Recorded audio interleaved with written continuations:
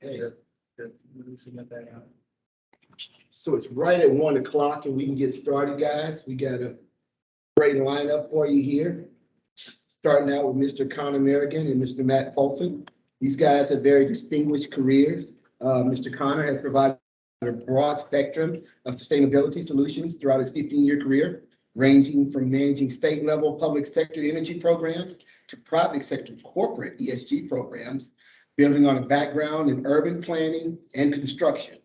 Connor has provided support for various certifications, framework protocols, and custom efforts to identify the highest value options for clients and help them meet their ambitiously practical goals.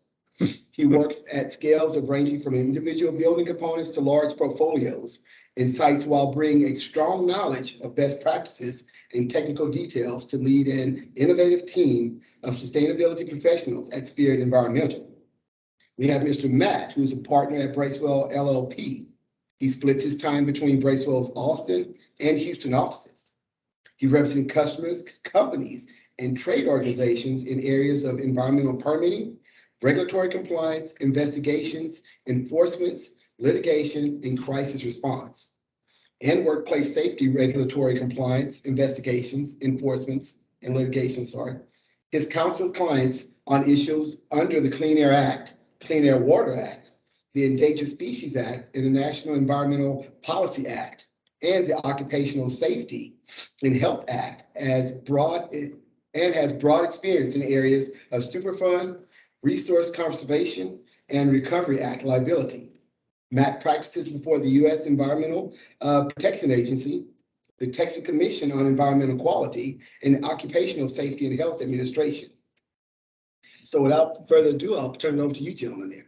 Thank you. Appreciate it. Yeah, so we're going to sort of take this up a notch from the couple of you at least that were able to come to the morning presentation and talk about how we really do, how EHS professionals can really get started with ESG, as well as talking about some of the risks that are inherent to that. Matt and I are going to be fairly casual here. There's no need for formality, especially with a group that's intimate like this. So if you have a question, just feel free to ask it. We may stop and ask for questions on occasion, but going over roughly an hour and a half, we don't want you to have to hold on to something and write it down or whatnot. We are here to answer your questions. At the end of the day, we're here to provide you with the value that you paid for coming to this conference. So without further ado, I'm going to go ahead and kick us off. But before you leave this first slide, oh right, icebreaker. Oh right. I have spent my entire professional career pre-COVID that involved going to Houston once a week, but in those two buildings. That one, nope, to the right, and that one. 12 years in that one, 10 years in that one. So there you go. If you and this happened to be just a random picture we had of Austin too. So we actually had this picture, and I didn't find that out until we were actually doing our run through. But apparently, that's where you go if you're looking for good legal representation in Austin. The one on the left. One on the left, not the one on the right. Ooh, probably not. Oh, this guy? Yeah, so you're not right. Thank you. That's a good point. Right, okay. Yeah, and I can move this whole table, but I think everybody's above that. Thank you for that. All right, so yeah, what we're looking to cover today is, from an objective standpoint, is for everybody in this room to leave being aware of the primary voluntary ESG standards in use today. Specifically, I mean, industry-wide, but also specifically to oil and gas. Understanding the relevant aspects of ESG reporting and really getting a more in-depth understanding of that, differentiate between the various standards that are out there, understand particularly the role of EHS in the ESG reporting, and then to have some clear steps, direct steps to successfully support your corporate ESG reporting, and then also to understand the legal risks around ESG reporting and disclosure. And that's primarily, I don't know, Matt, would you add anything on to? I would just say that my role over the last 2.5 years 3 years ago, I didn't know what ESG stood for. Was it even a thing? And now I deal with it half of every day for the last year. And it got a considerable turbocharge with the recent SEC proposed rule that we'll talk about. But it's huge. I don't need to tell anybody in this room that this is, it boggles my mind that I deal with this 50% of every day. And so my role here is going to be limited around risk. I'm the guy that says, do you really want to say it that way? Can we do that differently? Do we have to say that? Can we think about that a little bit before we go there? And it's a constant battle between the ESG groups within companies and honestly, in part legal, but also EHS pushing back on ESG. And that's where that's where I find myself on a daily basis. Right. Yeah, I think the EHS folks are a lot more used to the compliance world than folks at the corporate level. So you have just a better understanding of what should be said versus what should be known. So as far as the training agenda, just to build on those objectives and set some clear expectations, we're going to cover the ESG landscape and major ESG standards. This part is going to be a bit of a repeat from the morning class. I'm sorry, you got to sit through it again. We're going to talk about the roles and risks and dive right into that. Talk a little bit about the typical journey and how you would go about reporting. Hit on with some depth the EHS metrics. Look at how that starts with an actual example, and then talk about the recent SEC actions. And we're gonna incorporate that in as we go throughout. Starting at the top with the landscape, what's out there in this ESG world. The ESG, as most of you folks I imagine know at this point, is environmental, social, and governance.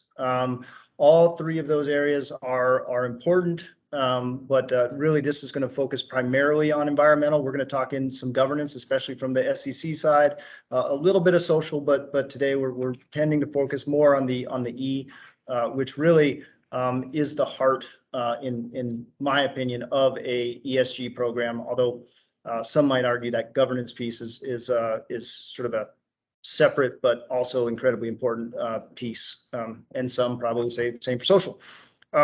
So ESG, it's really about the annual reporting. We do annual reports to the EPA. We do financial reports. Having this annual ESG report is now the base expectation. What that report looks like is going to vary because it is voluntary in general. But having that annual report is an expectation. Investors are driving this more than any other stakeholder group. So the investor disclosure is the primary driver here.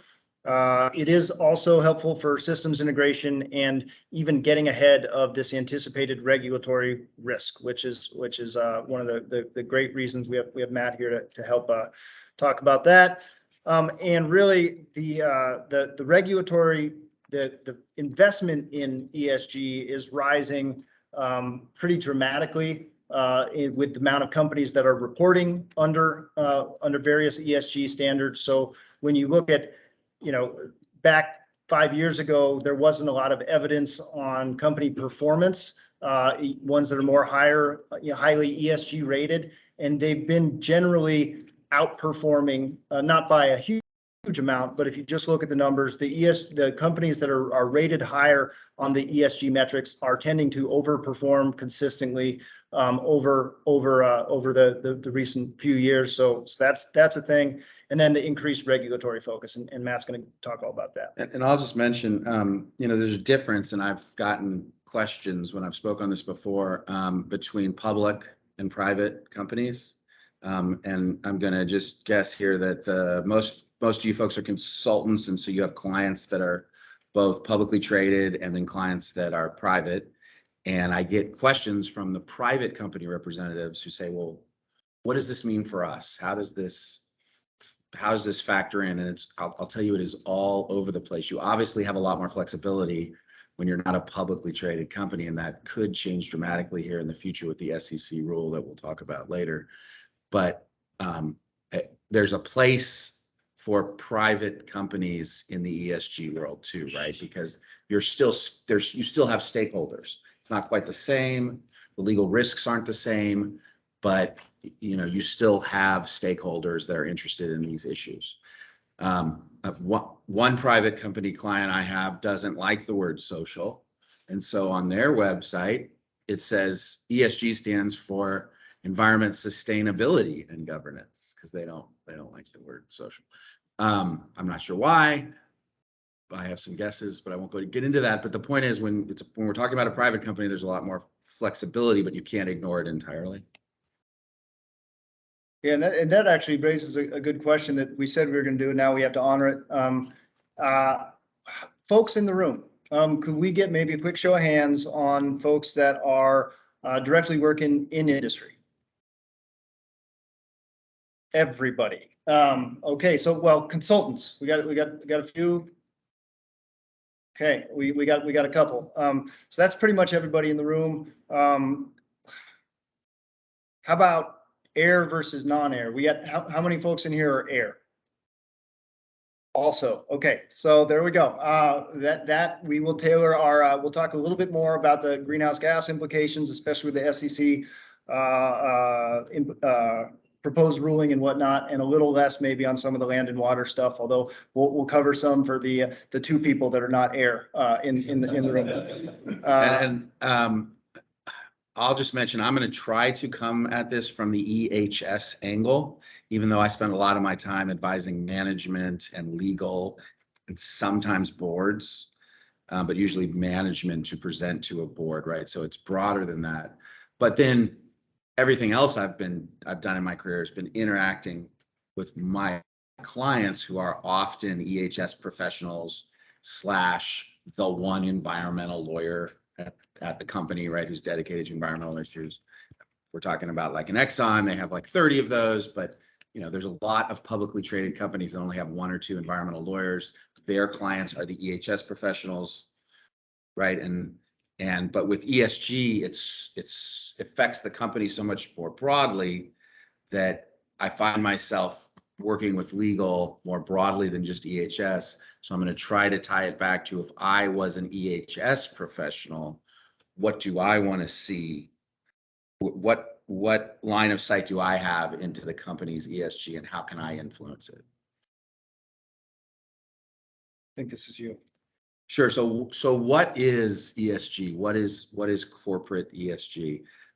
It really boils down to an investor focus on social and environmental behavior as an attribute of corporate behavior. So, right. So a corporation is an entity, right? It's not a person, but it can only act through persons, like humans, as opposed to persons, which can include corporations. But over time, especially in the last 3 to 5 years, stakeholders, different, it could be an investor, it could be, internal stakeholders, other external stakeholders have pushed their view of social and environmental behavior onto companies, and companies have reacted to that.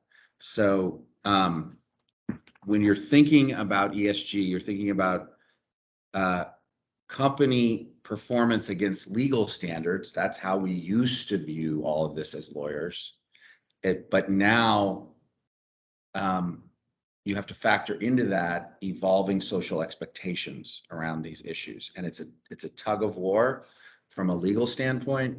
And there'll be a number of examples as we go through this where we're literally negotiating with ESG teams within companies about what the consequences of using that word is. A perfect example is materiality. And we'll get into that, but I would say that ESG is primarily investor focused, but it especially in the last couple of years, it's become much more than that. So there's three types of ESG investors. There's investors that use ESG information to identify desirable investments based on their social values, right? So these are usually smaller investors who care about a company's social values, and they're going to invest based on those. They're not necessarily out to get the company, right? Then there's activist investors, and they are actually targeting companies because they view them as not sharing their social values. So it's the complete opposite of the first type. And then there's a third, much more sophisticated type of investor that is betting on the future 10 years, 20 years down the road. And they're asking, is this company better than that company at analyzing future scenarios around the transition to renewables, let's say. And I bet that this company is doing better than that company at managing this long-term transition, and I'm gonna put my money with that company.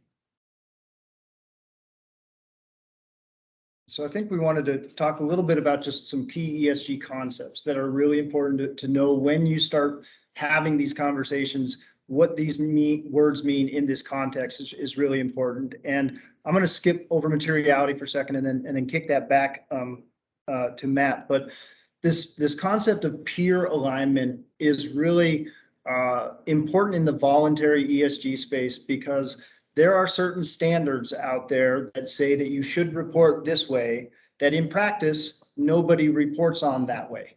And what we have is a case where the market for these ESG reports, or what companies are already reporting on, is actually driving these ESG reports. There is an example. There's SASB requires, kilometer.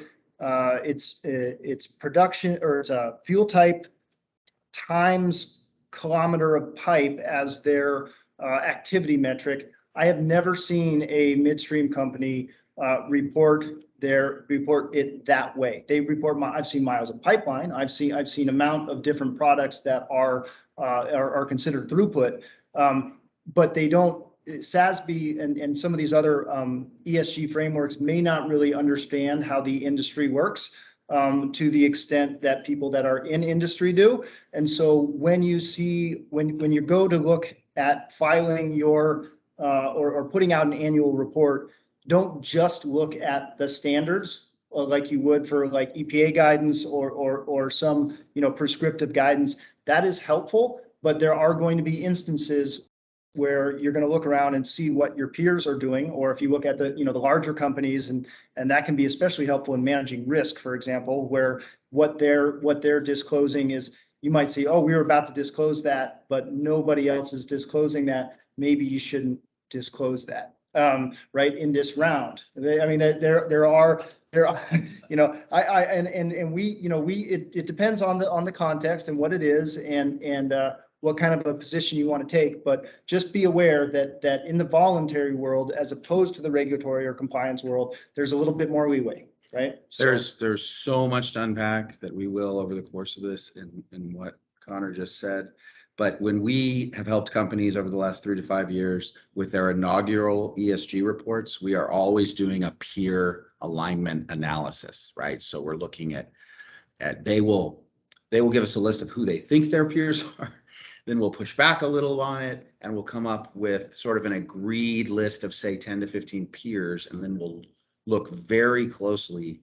And it's voluntary, so you're never going to get an exact, oh, everyone does this way. No, they don't.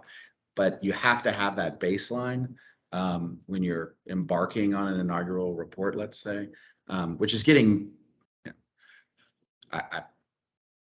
the number of inaugural reports that I'm working on is shrinking dramatically, right? Because everybody's on board now, at least with the publicly traded companies. But making sure you're not getting out too far in front of your peers is critically important, because this really never stops. It's an evolving social metric, and it never ends. And so And there are certain stakeholders that are committed to it never ending. And so when you jump off the cliff, you need to jump off a short cliff. And you need to plan across a longer time horizon. Don't do everything that Exxon has done in your first year, because then the expectation in your second year is going to be something you can't possibly do. So you have to plan these things over time, and you're dealing with different stakeholders, the most important of which for a publicly traded company is your investors. And you want to do just enough that's going to get them to continue to give you money, but not so much that you're going to be put in a position where, you know, the next thing you're going to have to do is a life cycle analysis for your company, and you just weren't prepared to do that, but you did too much, and that's the next step. And so, you know, these are big concepts that'll come out through all this, but I just wanted to note that really looking at what your peers are doing is critical. And and today, you know, we're going to talk a little bit about the qualitative and quantitative aspects of reporting. We're going to focus on the quantitative, the numbers primarily. However, that qualitative piece is very important, especially in the governance space. You say, what is our strategy? And you talk about how is safety, how does safety engagement go with all of our employees, and all the policies you have in place are very important to have. We're going to focus a little bit more on the quantitative side this time because I like numbers and because I think it's a better place to start. It's easier to grasp and get a hold of than some of this qualitative stuff where you need to really qualify how you say your qualitative data, so to speak. And it feeds right into the SEC rule proposal. Yep. Where, and you maybe, I'm sure most of you have heard for a regulation SK, which is the SEC's narrative disclosure requirements. You're probably pulled into this, you know, every quarter by the corporate folks in your company, and you have to do SK disclosures, and that's a narrative qualitative disclosure. And then what you may not be as familiar with, but what you're going to become really familiar with because of this proposed rule, is regulation SX, which is financial disclosures, and that is quantitative. Right. Another couple of key concepts from an ESG standpoint, this idea of data revision, similar to, you know, you file a report with the EPA, you realize you had they accepted it, but you need to make a revision for whatever reason, whether it's to bring it into alignment with the way you're calculating things now, whether it's switching from an estimated method to emission factors, whatever, or actuals. Similar to that, it's pretty commonplace to see an ESG report that says that has pretty dramatic year-over-year differences, because they say this is how we're calculating it now. And especially because so far it hasn't been regulatory, there's been a lot of space to do that. So keep your records, look back, apply, and I mean, we've seen some pretty dramatic swings, just as you know, being people in the know could happen with your EPA reporting pretty easily, right? Just by changing a few factors. It's pretty common in the ESG world. So don't feel, at least yet, there's this huge SEC caveat on this, but don't feel like you are bound and in quite as tightly as you might be in some other regulatory reporting. Examples. So greenhouse gas. A lot of times I've seen numbers change by a magnitude of 2 for a company because they've decided increased in one case, and I've seen it reduced in others, not by that same degree, where they're saying we're using a different method to calculate this now, and that's it. Lately, it's been increasing because people, for example, are actually counting all their pneumatics in the field, right? And that's been one that has. But another piece of advice that we're giving people now is report accurately in terms of counts, in terms of some of these things that we'll see a jump now, because if it's kind of like you've probably heard the like swallow the frog thing in the morning and just get it done with, do whatever and do the bad stuff first. You kind of want to get that big emissions bump out of the way with your accurate counts, and then you can see reductions in subsequent years. You don't want to necessarily, because if that catches you once you're already reporting and it's required to be reporting, or you come out of the gate and you see that huge bump afterwards, get your, get those counts right now. And if you're gonna have it, just have it happen. What I see a lot, and I do have a specific example of this, is you have the EHS folks who want to report consistent with the GHG reporting rule, right? And then you have the ESG folks that rightly say, well, that's just a subset of our emissions, right? Of our GHG emissions. I mean, we have units that aren't covered, we have facilities that are under the threshold, and they want to report everything, and that makes the EHS folks really nervous because they're telling EPA their emissions are this. And a classic example is in a specific industry, in this case, LNG export. EPA did not include AGRU emissions as one of the specific sources you have to report for, and that was 15% of this company's emissions.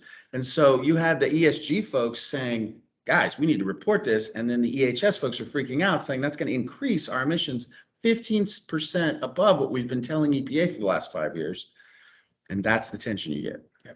Yeah, we're seeing more companies now keep, I'm not going to say keeping dual books but it is effectively, we have our EPA reporting program number, and then we have I've actually, right now, there's a company with 3 of them. We have one for the NGSI, right, with their, for One Future and whatnot, which adds some sources, and then has another one, which includes, all the heaters under 5 MMBTU and the, some of the other additional maintenance activities, pilots, all of that going in under sort of here's what we think our accurate number is. And that we don't know whether the SEC is going to look for that or the EPA, your EPA inventory. And therein lies the G in ESG. Right. And if you do something like that, it's critically important from a risk standpoint that you document what those different buckets are for, and that everyone understands the differences within the control groups dealing with it within the company. Right. So a couple other just quick concepts. GHG versus ESG. Obviously, GHG is the big subset, and that's what we're going to, given the composition of this audience, we'll tilt a little bit more into that than we might have otherwise. But ESG is a much broader, it includes the social, includes the governance, includes spills, includes water quality, all these other metrics, which we'll touch on, but a little bit more briefly, given the audience here. Additionality. This is a really important one for claiming carbon credits or reductions, where it has to be beyond regulation, beyond what you're regulatorily required to do. So same with emission reduction credits, right? If you're required to plug and abandon your wells, you can't get credit for plug and abandoning your wells. But if you're plugging and abandoning, or you got some P&A activities on some orphan wells that aren't yours, you may be able to claim those credits because they're additional. They're beyond what you're required to. So this concept of additionality definitely plays out in where if it's beyond regs, you can claim it. And Matt and I had a really good conversation around this. You don't want to come out in your ESG report and say, hey, look at all these great things we did that we were required to. And I see it all the time. Right. And but wait a minute, you did that because you did a SEP to settle an enforcement action. And there's no footnote explaining that. I wouldn't say it at all, but at the very least, you need to be honest about it. And the other thing we see it is in mitigation for permitting purposes. Everyone wants to hype the estuary that they saved, but the only reason they saved it is because they were going to kill another one where they were going to build a facility. Right. And so no, because some stakeholders are going to read that, figure it out, and you're going to get hammered for it. So at the very least, if you want to talk about it and you think you did a really good job, make sure that you say, as we were required to, right? And make sure that is very clear. I mean, if you're really proud of it, it's something you really did well. Maybe you did it beyond, the estuary that you built is a more highly functioning ecosystem than the one that you need for the plant. Call it out, but just do so the right way. And then finally, the last term I got on here is assurance or attestation. This is a big one. This is where you have a third party that comes in and looks at your data, looks at how it was calculated, look at whether it matches the rule, whether it matches the standard. It's effectively an audit. It's not going to be technically an audit, at least not yet. There are different levels. You can get a limited assurance, you can get a reasonable assurance. These are all things that the folks in corporate on the finance side are familiar with, because these are the kind of things that financial firms, auditing firms do. That's going to need to be, it's actually going to be required that you get that limited assurance, I think by 2024, and then reasonable by 2025. Limited and then reasonable. Limited and then reasonable, right? So, This is under the SEC proposed rules. So you're going to hear us caveat this a lot. Right. It's just a proposed rule. It's not final. There's going to be litigation, et cetera. But I can tell you that a lot of companies, and we'll get into this right now, there's not enough time to wait to see if it goes final or to wait to see if the litigation ends up killing it. Not enough time, because if it all goes the SEC's way, you have to start now.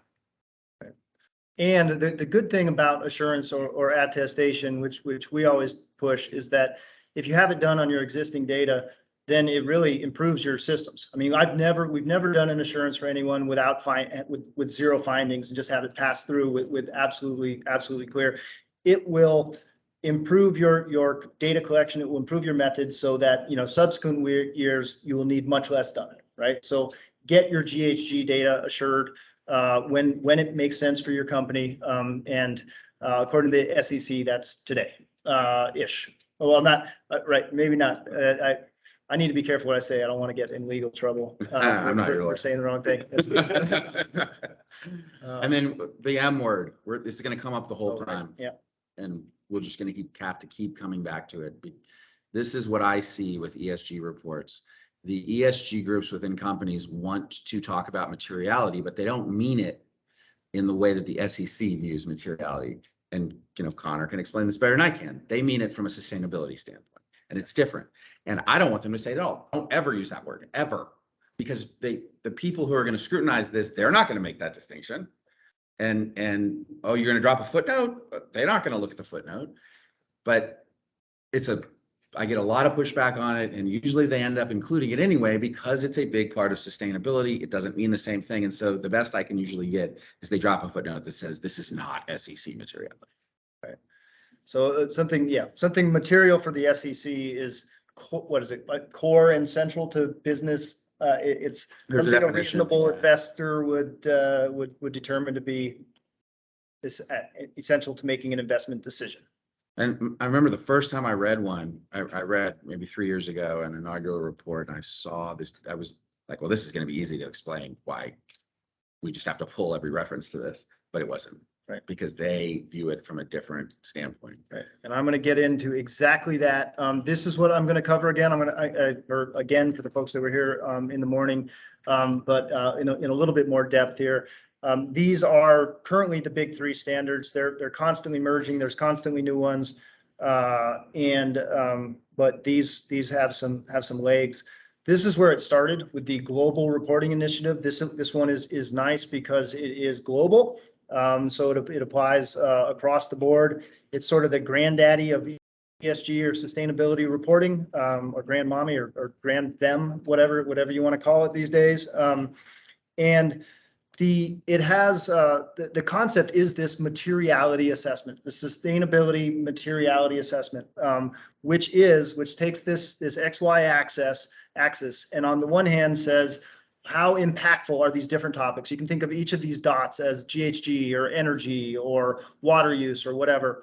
And it ranks them going along the x-axis on how impactful are they from an overall societal, economic, environmental, and social impacts. And then on the y-axis, you have how important they are to various stakeholders. And the way it's traditionally been done is with big companies is you send out surveys. You send out surveys to your vendors. You send out surveys maybe to your employees. You send out surveys to your investors. You send out any stakeholder group that you're really interested in, and you say, we've identified these 10 topics, rank them, right? And then you get them back and you say, okay, well, so everything that goes up here are the ones that you really need to focus your energy on. Right, you need to focus your. I mean, it's not a hard concept, but GRI was the one to sort of come up with this concept of a materiality assessment, and it's really a core element to all of the different systems today. So that's materiality assessment. It's not necessarily the GRI is like it's everything. It's not industry specific per se. It's just sustainability issues. It's water, it's waste, it's whatever. And then they say, pick which ones are material, and report primarily on those.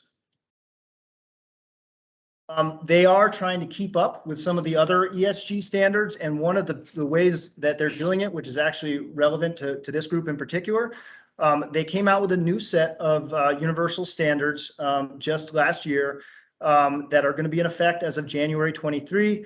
And the important thing is the sector standards. So you'll see as we get into some of the others that they're industry specific. GRI is attempting to do that, and the very first one that they came out with was oil and gas. GRI 11, oil and gas. These are, so basically they're short circuiting the materiality assessment a little bit to say these are the topics that we have seen being most important to this sector. So you're still going to supplement it with a custom materiality analysis or assessment if you're using GRI, but this gives you somewhere to start. And so let's see, I think the other ones that were coming out, so they started with oil and gas. Coal is going to come out, and then another one that's broadly on ag, aquaculture, and fishing are going to be the first three sectors to come out, and they're just going to keep rolling them out. But right now, we do have this GRI 11. If you are a global reporter and you're curious, this is a good one to keep an eye on. And is oil and gas upstream, downstream? Yep, everything? this one is. Yeah. This one is not as specific. SASB gets into segments like that. So the other of the big three, you have this TCFD, the Task Force for Climate-Related Financial Disclosures. This is one that the SEC is sort of leaning into. What's interesting is it's more of that narrative and qualitative base, and there's not as many quantitative metrics associated. It's more guidelines than it is super prescriptive, and which makes it a really interesting choice. Yes. Without Right. being super specific. So we'll get into this in more detail, but the SEC is tying everything back to financial line item disclosures. They make a big deal that they're using TCFD, which industry supports, and it's narrative and broad, and everyone should be familiar with it. Yet then at the same time, they're taking this qualitative standard and trying to shove it into this quantitative box. Right.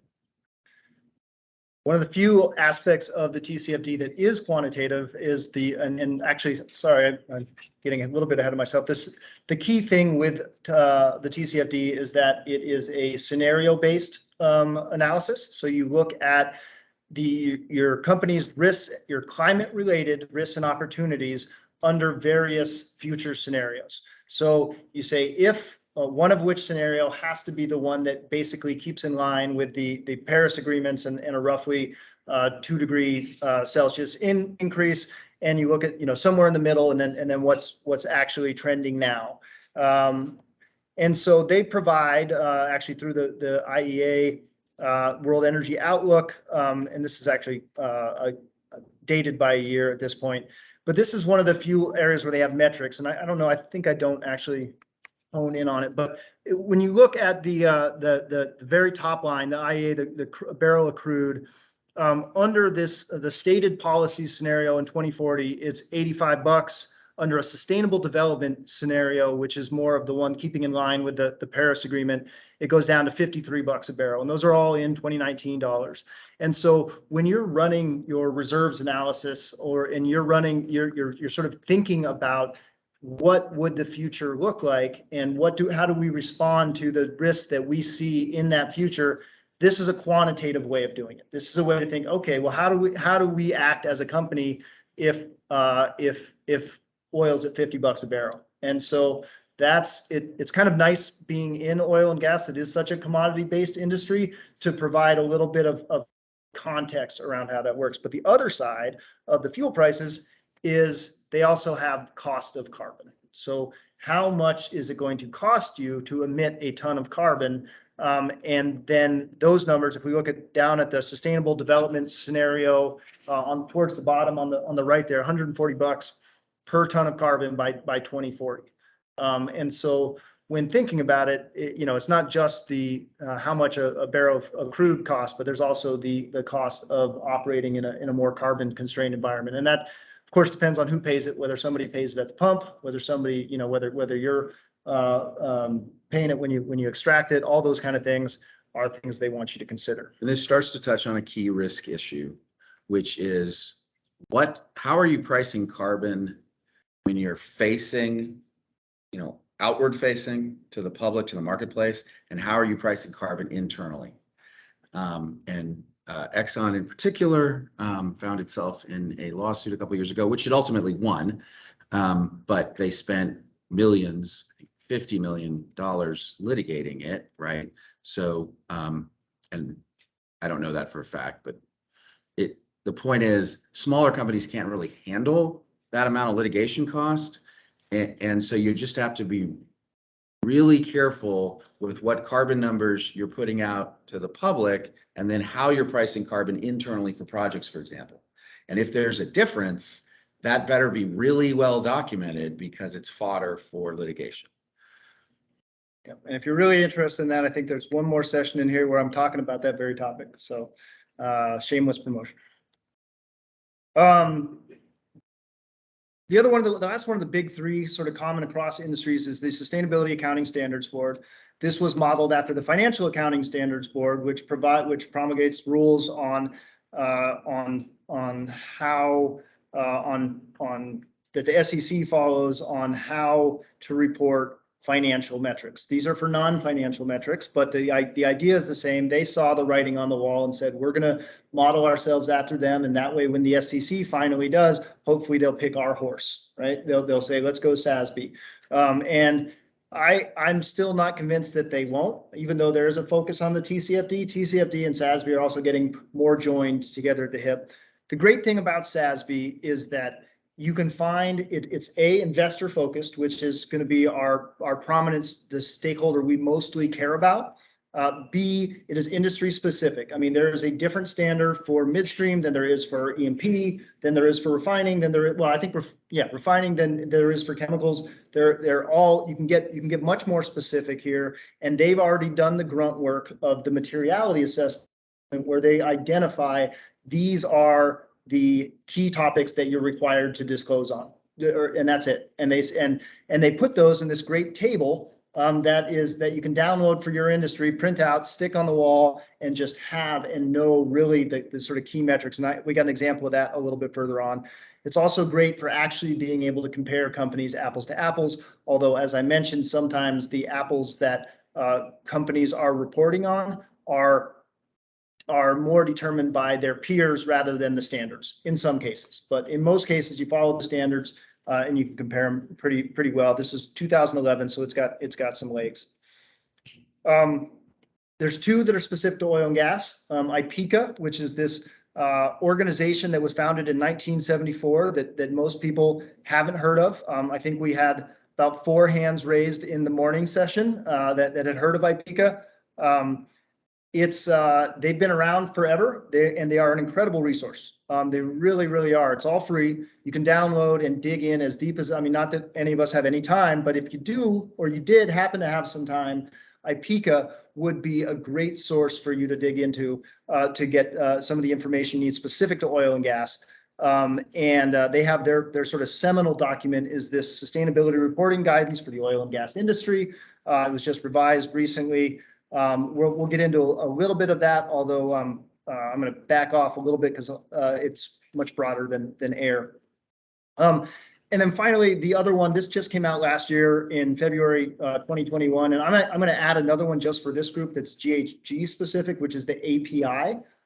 So API and AXPC, the Petroleum Institute and the Exploration and Production Council, both have, the AXPC is more of a ESG template because it includes spills, it includes water use, it includes some of those other environmental metrics. The API spreadsheet that came out a couple of years ago is more in-depth on greenhouse gas only.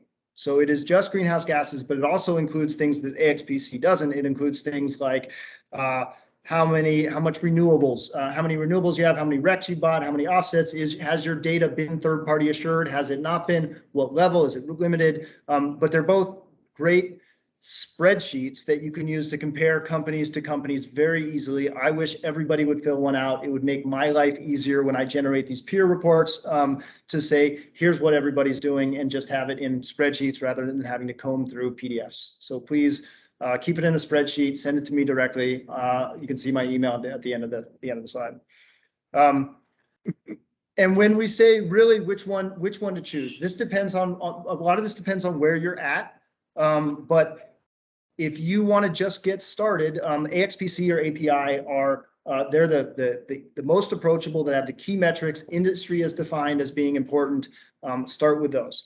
If you're ready to go a little bit further, download your SASB table, which we'll show an example of here in a bit. And know what those metrics are. Understand which ones are most relevant to you in your day-to-day, which ones you're going to need to be supporting, and go there. And I'll just mention this. What I see a lot with draft ESG reports is they'll have the SASB table at the end. That's not going to get published, but it's almost like a checklist for them to go through and check off each metric to see where they line up. It's going to be removed before it's published, but it's like a check for the ESG team working on the report. And a lot of them actually do get published as well. Like there's maybe not under proper legal advice, but there are a lot of them that we see published, and we've even there's different ways of doing that. But having that SASB table is a great check to see how complete your document is. And then if you're going to go with just the climate focus, the Task Force for Climate Related Financial Disclosures is it's what's recommended. And then if you want to go full coverage, and my image of the kitchen sink, GRI or IPCA will give you sort of the broadest coverage and options there. So we're going to talk a little bit about roles and risks, and I'm going to hand it over to Matt. Sure. So this is your slide. Oh, right. I'm almost handing it over. Just a quick couple points here that I think are really key is that EHS doesn't necessarily fit squarely under the S or the E, or it kind of crosses boundaries. And some companies report their even just safety. Some will do it under their social section if they have a social section. Some of them will do it under environment. It doesn't really matter, I don't think, but don't let that throw you. Just don't let it throw you. As long as it's in there, that's the important thing. Really, though, the key roles that you're going to end up finding yourself playing most of the time is data management and quality control, and making sure that you're in alignment with what the standards need, and that you have processes in place to capture that effectively, to demonstrate quality control, you basically want to treat it the same. You're getting closer and closer to treating it like compliance data. Right? You're getting closer and closer, and that's where it's headed, is you need to have those types of systems. If you have an EMS, if you have a 14,001 in place, make sure it's going through that. If you have you have to have duplication, some roles, you have to have responsible parties, the whole kit and caboodle. It's also one of your roles can be useful, especially if you've downloaded some of these standards and become familiar with them, is setting expectations as you go up the chain, right? If, for example, you're not reporting on criteria pollutants because you're in Texas and you're not required to, if they're gonna want to include that in the ESG report because that's designated as a material topic under SASB, you're gonna need either time or next year, right? To get that together, if that's something that is made a priority. But a lot of times you'll have people say at sort of the last minute. This happened with a client of mine. They said, hey, where's our criteria pollutant data for our ESG report? So we don't collect that, right? Like we are not required to here. We do not have a state emissions inventory, right? So setting those expectations and knowing what those data points are, whether you can collect them, whether you do collect them, and what kind of a ramp up time it would take to provide that information is going to be really helpful for you to pass up the chain, right? So, and to manage your own workload ultimately, and say, if you want it, we can do it, but it's going to take what it's going to take. And then finally, the last bullet on here may not be as traditionally a role, but if you see something in, say, IPCA that has that whole sort of kitchen sink, that reflects, that gives you an option to report on something that you're doing really well, that your facility is doing really well, or that your group is doing really well. Look at that, look at the metrics associated with that, and then you can actually provide that up the chain to say, hey, we've got this really good ESG story. It's related to this IPCA criteria. Let's get it in the ESG report and get yourself some of that recognition, show the company as a whole is doing some innovative stuff and actually taking a more proactive role than just responding to data requests. And so this is part of this, is to try to empower everybody in this room to be able to sort of tell those good stories better. So that's really a great segue into what I'm going to talk about more specifically, but I think it helps to sort of set it more broadly. So your EHS, or let's say your corporate EHS, you're sitting in your office in Houston, and you get a call from the head of ops freaking out that they're going to fly airplanes over the facility, and he just found out about this, and you shut that down. I can't believe this is happening. What the hell's going on? Right? And how did that happen? It happened because the company hired some ESG VP, and they brought him in. They didn't put any boundaries around them. They didn't properly contain them within a governance net that I like to call, and they're sort of like a sweeper in soccer, and they have a broad authority to run around and do whatever they want. And you're sort of aware of it as EHS because they're occasionally asking you for data, and you're like, what's this for? And you don't really understand it. I realize what I'm talking about is more like 2 or 3 years ago than now, right? Because a lot of companies have figured this out, but this is usually how it starts. And then you're put in this position where you're the referee between ops and the ESG team. And why aren't you on the ESG team to begin with? So that's one scenario. The other scenario is you are the ESG team, because the general counsel or the CEO or somebody a couple rungs below them said, what is this ESG? Well, I don't know. The E is environment, so let's have the environment VP be in charge of it. But you can't deal with the social. You certainly can't deal with the governance aspects of it. And so it really needs to be a team that represents all functions across all departments. And that's where we see all of these issues. So one of the biggest issues we see with poor governance is a lack of coordination and misalignment across functions. And so what do you have? You've got the board, right? So they hear about ESG, they think it sounds cool, and they want to be the leaders, but they don't know anything about it. They don't know what it entails. But management is getting questions and a little bit of pressure from the board. So then you have operations. How do they view ESG? They view it from a efficiency and an environmental performance standpoint, and they certainly don't want to commit to anything that is going to limit their operational flexibility, right? Then you have commercial, and they view it as important for maintaining market reputation, making sales. You have investor relations, and they want to score points with their key stakeholders, the investors, right, who are pressuring them to do ESG, and they're like, you got 3 of these 5 boxes checked, but I really need these other 2 checked. Can you just do this one other thing in your report next time, and then we can make this deal? And then you got public relations. They're focused on branding and reputation enhancement. And then legal, and legal, I see this happen in 2 ways. Either they don't care, they think it's a joke, and they're focused on the real disclosure and reporting, which is SEC, or they're overly conservative and they're pressing back on all the functions to just tone this down. And what are we doing and what are we committing to? We don't understand this. So a really healthy way of approaching this is to establish an ESG team that has the right representatives from each function within the company. And there aren't any decisions made without having everybody on board, and it goes through a checklist and there's governance, and you don't have a situation where you're sitting at your desk and the ops calls you freaking out because they just found out that there's going to be, drones flying over the facility tomorrow and no one told them about it. And what about the safety? And then they tell the CEO, and the CEO freaks out and shuts the whole thing down. And I've seen it enough where I'm not gonna be surprised if someone in this room has seen something similar to that. But it can, there's a way to handle it. There's a way to make it much more functional, and it involves having the right representatives from each department. And then that helps you from an EHS standpoint, because as Connor was talking about, you have a much better line into what's going on if there's an EHS representative on the ESG team. Again, some companies, the ESG team is EHS because someone just said, well, it says environmental.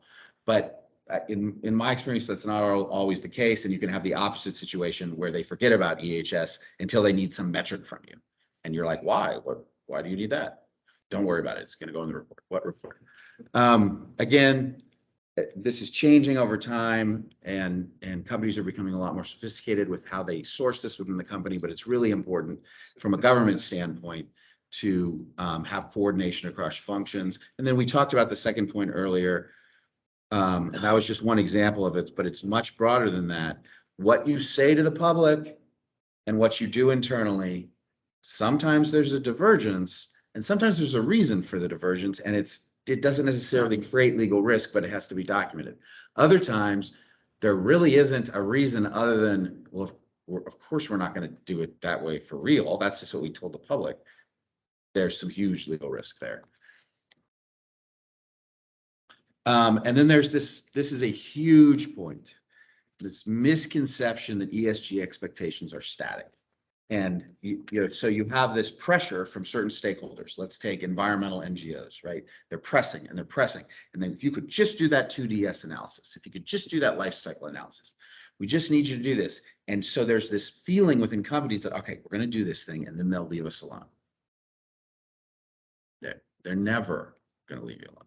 In fact, if you do that thing, it's only going to increase the pressure to do the next thing and the next thing and the next thing. And then the next thing you know, you have specific targets that you just agreed to, and operations is like, what? That's impeding on my flexibility to operate this facility. I can't meet that target. But now you have to, and not only do you have to meet it because of pressure from all these outside stakeholders and investors, but we're going to talk about the SEC rule later. Now you have to disclose it on your 10K as well. Now we're not there yet. Again, it's a proposed rule, so we're going to caveat that with everything. There's going to be litigation, but this idea that if we just will do this one thing that they want, then they'll leave us alone. It's actually the opposite. So we got one more. We're gonna keep moving a little bit because we're pushing time a bit. But this one, which of these? I guess we've talked about a bunch of these.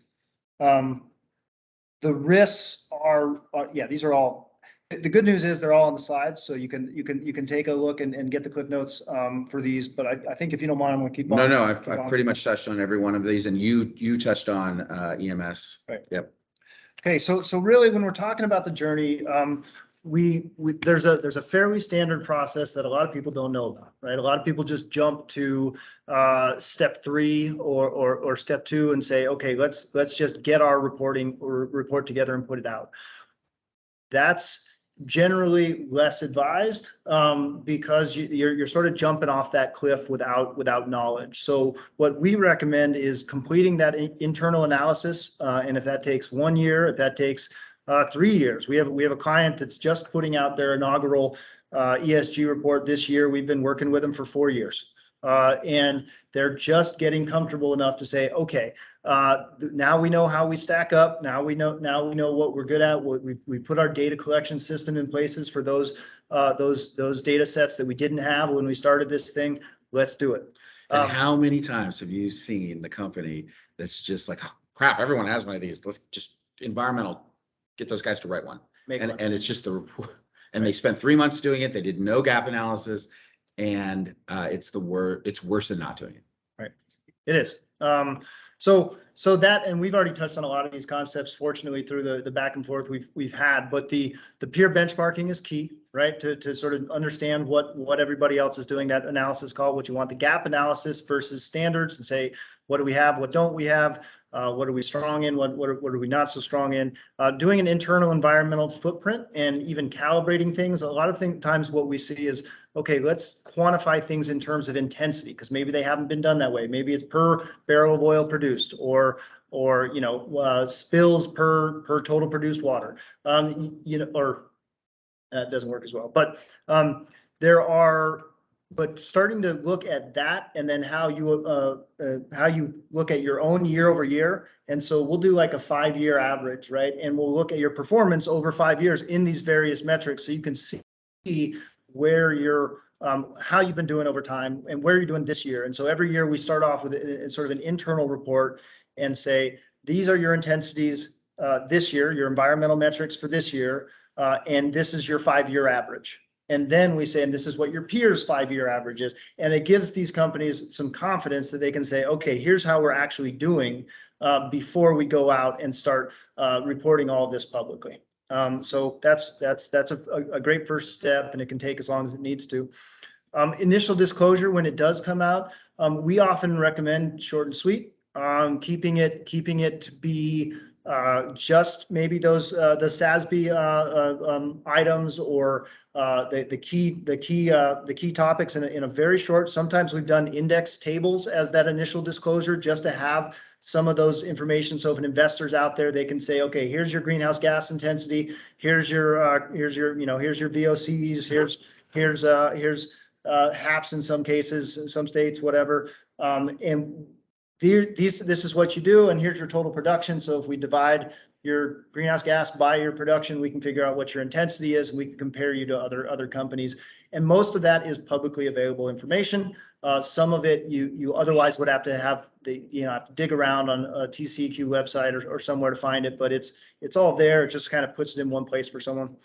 And then eventually, once you're comfortable with it, if you want to take that sort of ESG leadership position, which we have a lot of companies that frankly do, then you come out with your sort of full-fledged report. Sometimes you do sort of a web-based report if you want to get really snazzy, and it's not just a PDF, but you just click through the different pages, and they have infographics that are live and all that kind of thing. Climate risks and opportunities report, that's becoming more and more important, and we'll touch on that. And then that third-party assurance, which is, before, hitherto, this SEC ruling was a good thing to do. Now it's becoming a thing to do.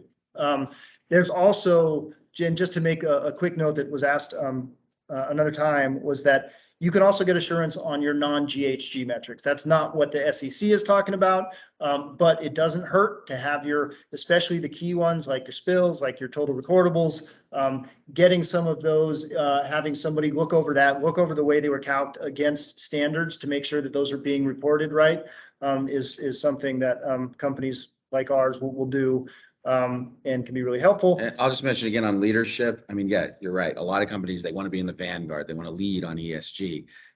But sometimes, not all the time, but sometimes their reasoning is because they think that'll get everybody off their back. But again, it's the opposite. Right. Yeah, it's interesting. It's a very nuanced discussion, because we have others who are like, well, we're going to be leaders, and then everybody who's a laggard is going to be penalized, and we're going to be able to acquire these other companies at a discount and help them. I mean, this is a theory that we're going to help them clean up their act, and they're going to be part of us, and we're going to be the company that has it all. And I call it the Exxon to Shell line, right? You could be Shell, and you could say, we're not even a gas company anymore, right? Right. I don't know what we're going to do, but we're not going to do that anymore. Right. And then you could be Exxon, where you just get sued and sue everyone constantly, and you're not going to do anything anyone says, although they are very forward leaning on ESG. So it's not as good of an example as it used to be. Where do you want to be? I advise clients to be somewhere in the middle, right? You don't want to be here, and you don't want to be here. This is too expensive and reputation damaging. And this means you're not going to actually be an oil and gas company anymore, right? In a truncated time that isn't consistent with how long the transition is actually going to take. Be in here, and the enviros and other stakeholders won't focus on you as much. Yeah, and one quick point, all these links in this presentation are active, so when you download it, you can just click the links.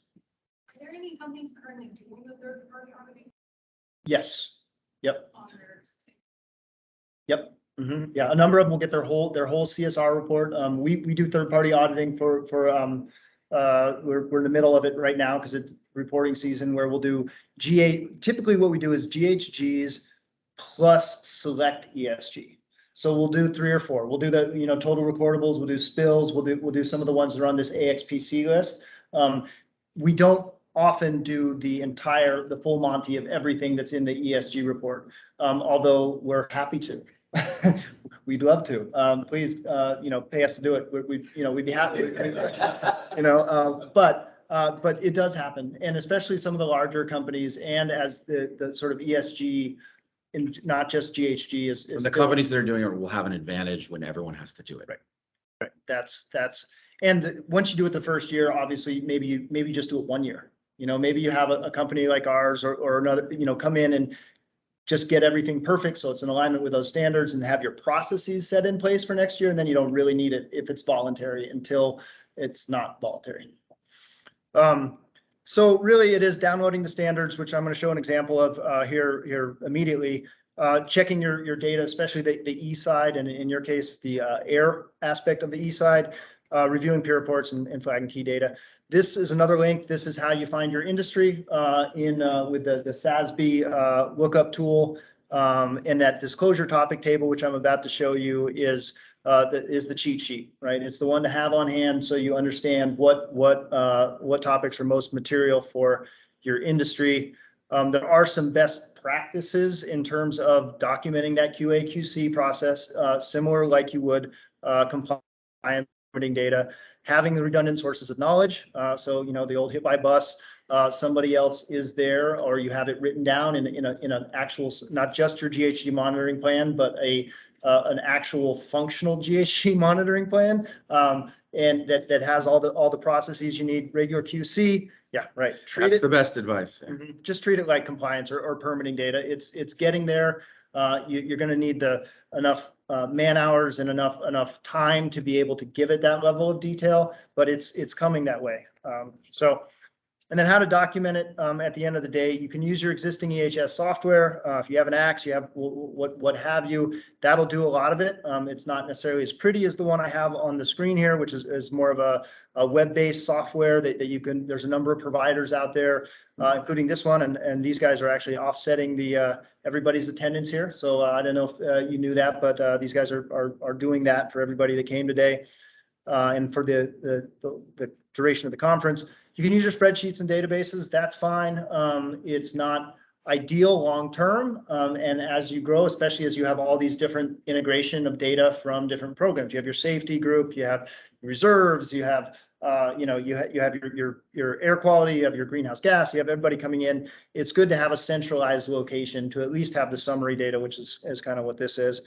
And then finally, that assurance and attestation. This is there's my John Hancock on there for an assurance opinion that we wrote for last year.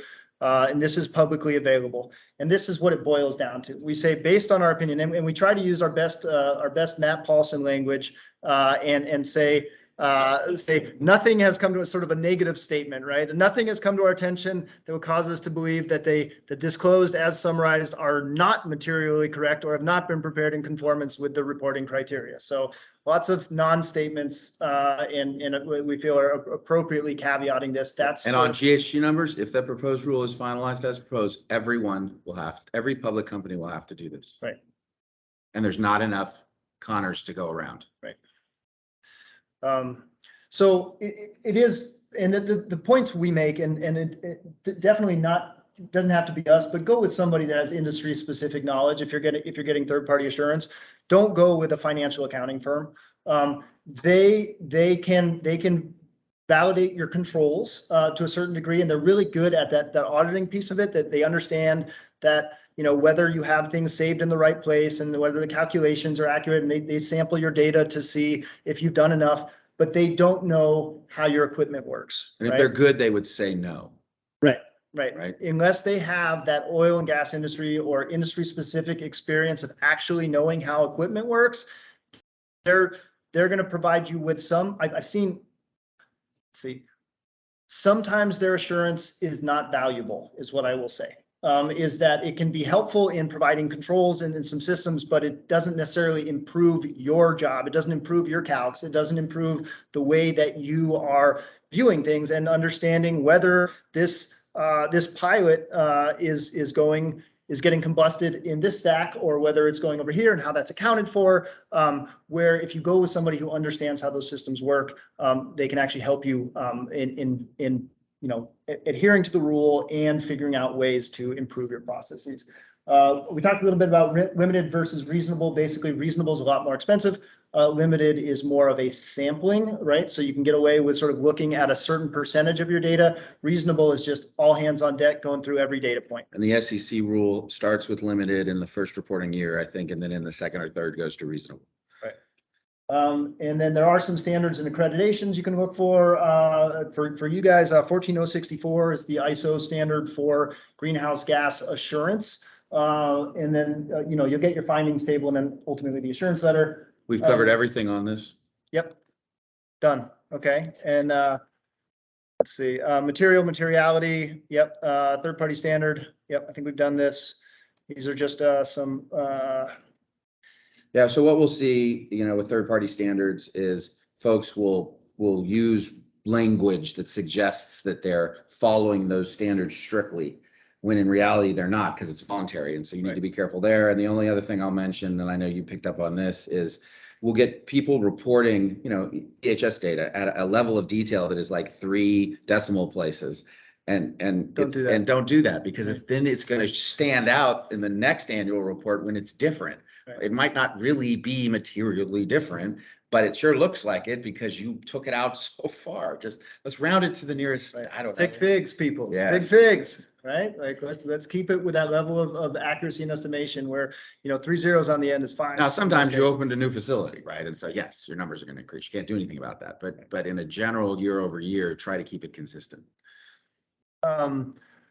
I'm going to burn through a lot of this because I want to get to that table, which I thought was sooner in here, and we're running a bit low on time. But just on the air side, for SASB, they do look at this greenhouse gas. They don't call it out as intensity. They call it out for production and midstream. They just talk about your total scope 1 emissions and then your activity metric, which I'll cover a little bit. Actually, I'm going to cover all this shit. Let's go through this. AXPC is important and very relevant for this group because it's just, these are the ones that industry has decided for exploration and production are important to report out on. So they do include flaring. So they're looking at just routine flaring associated gas. They're not looking for low pressure flaring to be included in that. And methane intensity, GHG intensity. These are, I could talk about it, but I think it would behoove you more to just download the AXPC standards and take a look at them. You'll learn a lot, frankly, quicker.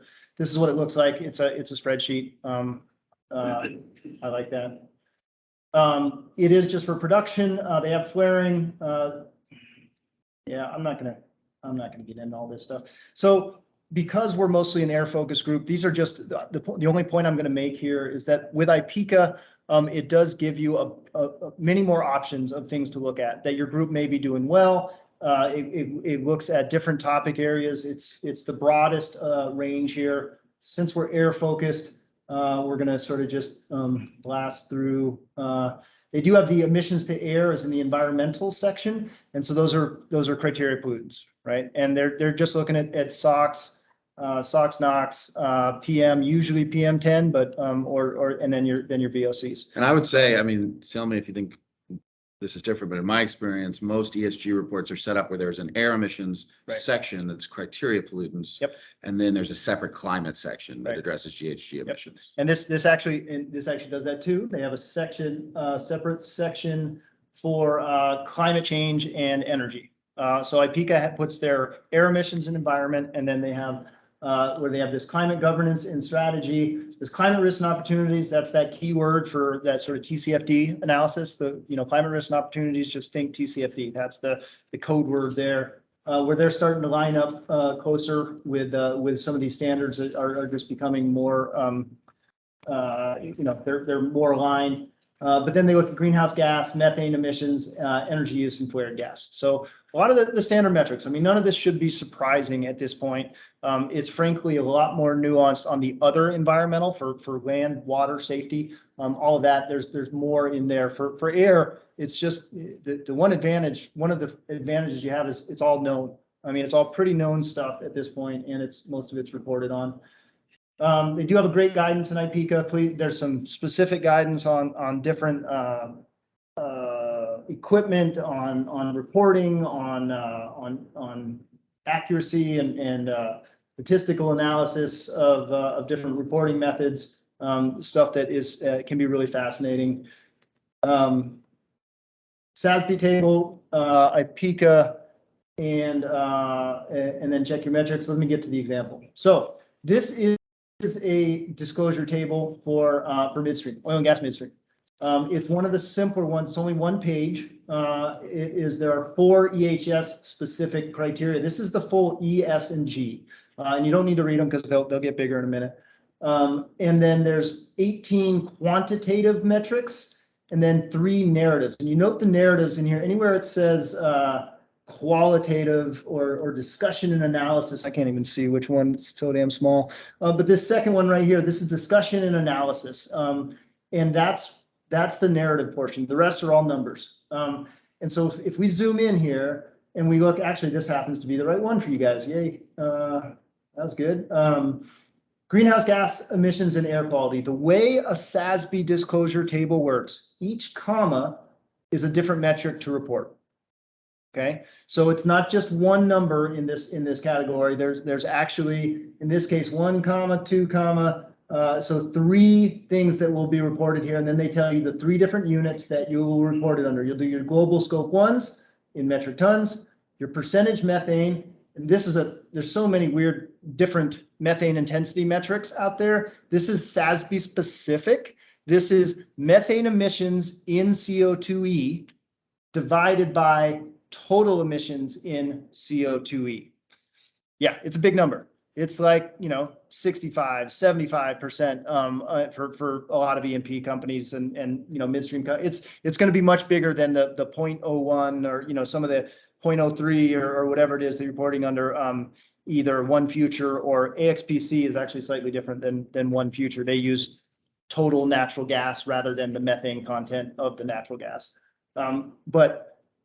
So that's 2, and then percentage covered emission under emissions limiting regulations, which if you're not in, California or now Colorado, I guess to a certain extent, Pennsylvania, not just reporting regulations like the EPA, but limiting regulations. So you actually have to be somewhere where most companies that's 0 or 100% if you have operations that are relatively geographically constrained. Like if you work in Colorado, or we have a large operator in Colorado and they're 100% now that we have a new Reg 7 out there. And then so for this one, each one of these items, this is a long discussion and analysis. And so this is all a narrative, which will be, they talk about targets, they talk about emission reduction targets.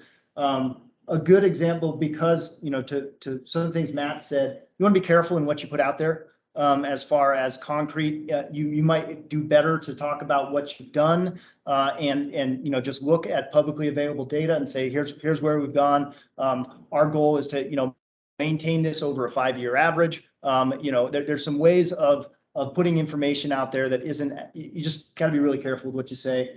And then all the criteria pollutants with all their commas, your NOx without N2O, SOx, et cetera. And then the way that SASB does it, just for the final bit of sort of code here, activity metrics are the numbers they use for making it intensity. So your GHG per barrel of production. In this case, they use this metric ton kilometers of natural gas, crude oil transported by mode of transport, which is, like I said, I've never seen anyone actually report it this way, but I have seen miles of pipeline. I have seen, the not tons, the metric ton thing just bothers me, but the total throughput of your natural gas, crude oil, and refined petroleum products. So you'll see this in the reporting. If you follow this table, you'll have this activity metric, and then you'll have one more column over on the wall here that has, X miles of pipeline, however many, million skiffs of natural gas, barrels of oil, and however you want to maybe report on your NGLs or whatever as separate line items. And that's how companies typically will report on something like this. That's all I got. I'm going to hand it over to Matt. I know we got 11 minutes left, and we have at least the process slide. Sure. Right? So why isn't this work? There we go. So Connor loves these slides. He made this for me. But it is helpful because it quickly sets up what we're going to go through here. So what is this rule, right? So the Biden administration comes in and they've decided to have, and I talk about this on the next slide, this whole of government approach that isn't just we're going to look at climate change and environmental justice. Those are their two key focuses through EPA. We're going to look at it through whole of government, all agencies, and that includes FERC, that includes SEC. And so SEC has been working on this rule day and night for the last year and a half. But they haven't just been doing that. They created a task force early in the administration, pulling in all sorts of employees, hiring new employees. They sent out a series of alerts. They did a series of letters of inquiry, which informed the proposed rule. And then we're expecting to see a final rule late this year. And the reason why is because if they do it any later than that, they're going to have trouble getting through at least the first stage of the litigation before we have a potential change in administration. So again, I talked about the whole government approach, how much manpower and resources they dedicated to ESG, primarily, again, the climate aspects of ESG. They sent out alerts to investors, all gearing up for these series of letters that they sent out to about 24, 25 separate companies, asking them very detailed questions that are mirrored in the rule requirements that came out, or the proposed rule requirements. And to most of those questions, the company said, it's not financially material. So that's why we haven't put it. The questions were, we see this ESG report you did. It's got a lot of really interesting information in it. It's not in your 10K. That's a problem because you're talking to investors and you're misleading them. So why isn't it in the 10K? Well, because it's not material from an SEC standpoint, not from a sustainability standpoint. And so in these letters, it didn't stop with that. Staff pushed back and responded and said, why isn't it material? Prove it to us that it's not financially material. And ultimately, in the end, some of the companies agreed to offer future amended disclosures. Others established it wasn't financially material by literally saying it's 0.5% of this billion-dollar company and it's not financially material. And the SEC was like, okay, we'll take that into account when we write this rule. So a hearing was held at the SEC. I watched the whole thing. It was amazing. On March 21st, and it was a 3-to-1 vote. If you want to watch something funny, and she actually makes some good points. Commissioner Peirce, it's pronounced Peirce, but it's spelled Pierce. Her hour-long pushback on this, she was the one against. It is really interesting, and there's this great phrase she uses multiple times called the climate industrial complex. She's the sole Republican on the SEC.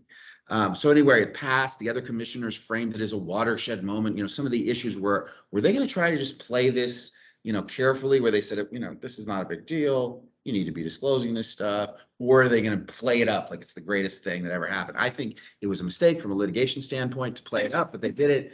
And the two, not the chair, but the two other commissioners both referred to this as this watershed moment for the SEC and for financial disclosures around climate. It mandates the reporting of scope 1 and 2 emissions with no reference to materiality. And we talked before about the mandatory third-party attestation. There aren't enough Connors. There aren't even close to enough. There's no possible way that everyone in the year where this attestation is first required. Well, let me put it this way. If it was required today, impossible. There's not enough people. And so can industry gear up in the next year, 1 to 2 years, when the attestation requirement kicks in? I don't know. It's not easy. And you can't use a financial accountant for it, or you'd be wise not to, as we talked about. It mandates disclosure of scope 3 emissions if they're material or if the company has set a GHG reduction target or goal that includes scope 3 emissions. So some companies have just done that because it's been voluntary, right? You can do whatever you want. Oops.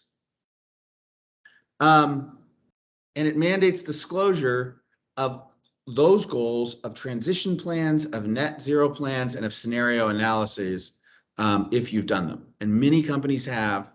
And in most cases, some of it's been made public, but this would require a lot more detailed information to be made public than what has necessarily been made public. Like, for example, a transition plan. Maybe you have a summary of your transition plan in your ESG report. And maybe that summary is all there is, because that's happened a lot too, is you have these TCFD reports that are not nearly as in-depth as this rule would ask for. And they say, we want more. You say, no, this is all we have, because we wanted to just put something out there from it.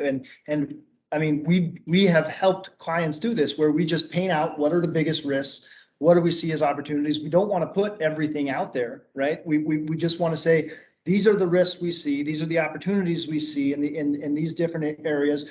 Here's, if crude is $53 a barrel, here's what we do. If it's $85 a barrel, here's what we do. And that's it.